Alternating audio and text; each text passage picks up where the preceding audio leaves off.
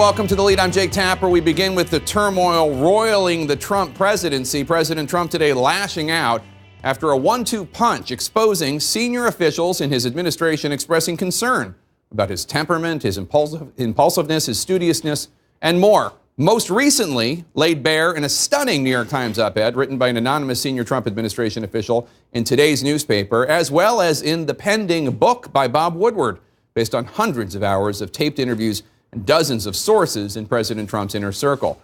But the truth of the matter is these new detailed accounts only confirm the concerns and fears that we've been reporting for more than a year and a half, concerns expressed in various stories in CNN, the New York Times, Washington Post, the Wall Street Journal, and Michael Wolff's book, Fire and Fury, and on and on. Republicans today publicly admitting, yeah, there are lots of Trump people who have these concerns about the president. It's just so similar to what so many of us hear from senior people around the White House, 3 times a week.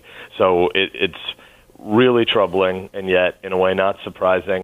It's all of a piece, really. Anthony Scaramucci, the short-lived former White House communications director, described at the time senior administration officials protecting the country from the president. This was July 2017. He saw them in a negative light. We covered that on the show.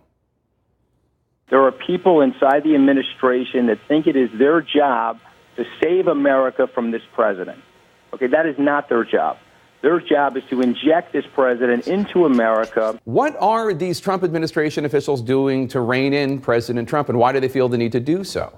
Why are they so concerned about the president's behavior that they think they have to, quote, save America from this president? Then in October, the Republican chairman of the Senate Foreign Relations Committee, Bob Corker, he described senior aides to the president as containing him and serving as what he called a adult daycare center.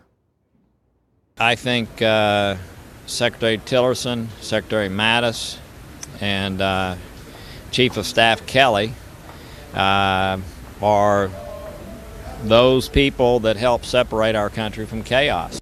Now, allies of the president suggest that the smartest strategy for the White House today would be to ignore this New York Times op-ed, not give it oxygen, not lend it credibility. Instead, of course, we've seen a river of denials from Vice President Mike Pence to Secretary of State Mike Pompeo, UN Ambassador Nikki Haley, Transportation Secretary Elaine Chao, and on, each one insisting he or she did not author the anonymous New York Times op-ed. Now, of course, each denial only serves to keep this story alive, and each denial lends credence to the possibility that it could have been that person, Vice President Pence, Secretary of State Pompeo, anyone else.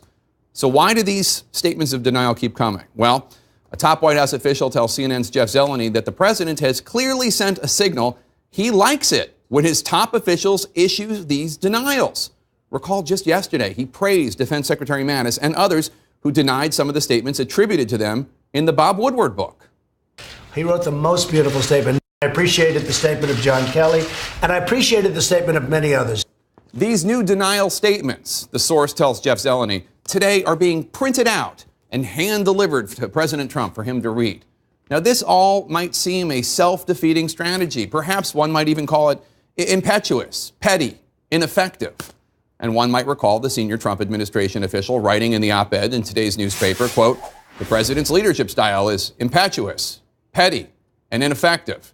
There might be a better way for a president to rebut these accounts from senior administration officials that are harsh and very critical than to confirm the very qualities in his reaction.